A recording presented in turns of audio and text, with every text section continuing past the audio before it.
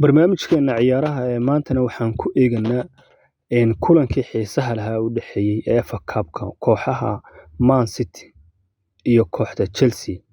Kulankan sidaan la socono waxa uu ahaa kulan xiiso leh isla markaasina saadaale kala duwan laga bixiyay garoonka Wembley ee Ingiriiska ayuu ka dhacay. Kulanka haddii aynu si guud u eegno horta kooxda Chelsea ayaa fursado badan oo goolal halis ah wax lagu dhalin karay heshay hase yeeshee ma aanay ka faa'iideysan. Ninka Jackson la laba jeer uu la galay labadii jeerba wuu cunay marna hid admiis inuu goolihiisu baasanayo ayuu siiyay. Marka kooxdan Chelsea imika kubaddeedu ma xuma si fiican bay u ciyaaraysay waliba City halis bay gelisay laakiin maxay ku xumaadeen waanay dhalinin meeshiiba dhalis ma jiro.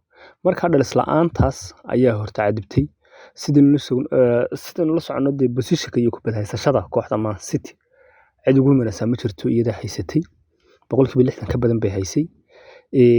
Maxaan ku raahday laakiin halista goolasha dhinacan wuxuu badnaa kooxda Chelsea oo ilaa 3 gool oo rasmi noqon karayay ayaanay dhalin.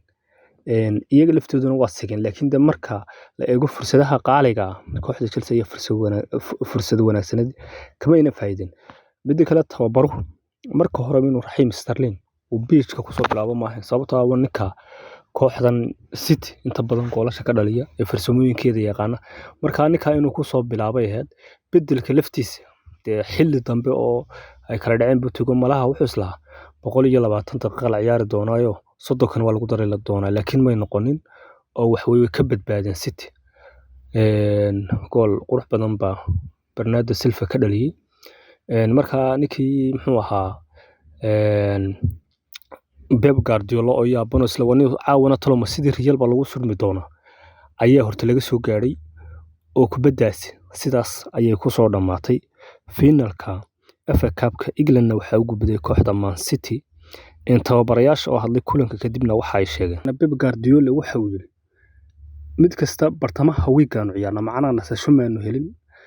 Real Madrid waa naga la soo ciyaarnay haddana Chelsea Manchester United baan la ciyaarnay macnaha wuxuu leeyahay ciyaaro anagu aanu nasano maanu helin sidaas ay socotay. Marka waqti kulubna ka hadlayay uu lahaa war waan daalinahay iyo ma garanaysaa ciyaaryahanada waqti helin looma baahnaa waxa weeyeen koobka Premier League wayno balan waynaga yaadiga Premier League sanadkan Liverpool ayaa qaadayso kulub aaminsan yahay horena waa u sheegay.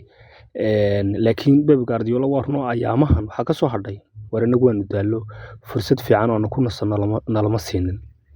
Waxa la tababaraha kooxda Chelsea Pochettino waxa uu sheegay in ma garanaysaa sanadkan aanay kooxda Chelsea wax kooba qaadi doonin isla markaasina sidaas ay sanadkan bilaa rajo koob u tahay xalikii u dambeeyay laga reebay ay ku jireen. Marka wax kale ma oran wixii sanadkan kooxda Chelsea waa bilaa koob. Xalay waxa jirta ciyaar kale oo xiiso leh oo Premier League ah oo kooxda Wolves ayaa la ciyaarisay kooxda Arsenal inkastoo aanay ciyaar fiican soo bandhigin oo si fiican ahayd laakiin haddana 3 dhibcood way qaateen waxay joogaan xagga u sareysay ee Premier League England waxay sugayaan ciyaarta caawa ee Liverpool iyo waliba ciyaarta soo socota ee kooxda Man City. Haddii labadooda la qabto waxa weeye horyaalka iyaga si haynaya marka ma sahlana waxa weeye Premier League wali way isku cakiran yahay inkastoo kooxda Arsenal ciyaarihu dambeysay aad mooday in hoos socdaan laakiin Arteta oo hadlay wuxuu yiri midkeenna yeynaan dib u eegin wiigagii adkaayna soo maray inagoo isku duuban waa inaan 5 ciyaarood haray hore u soconnaa marka meel baan gaarina haddii kale laakiin aynu guuldarooyinkan dib u raacno waxa weeye kuwa haray baynu guuldaraysanana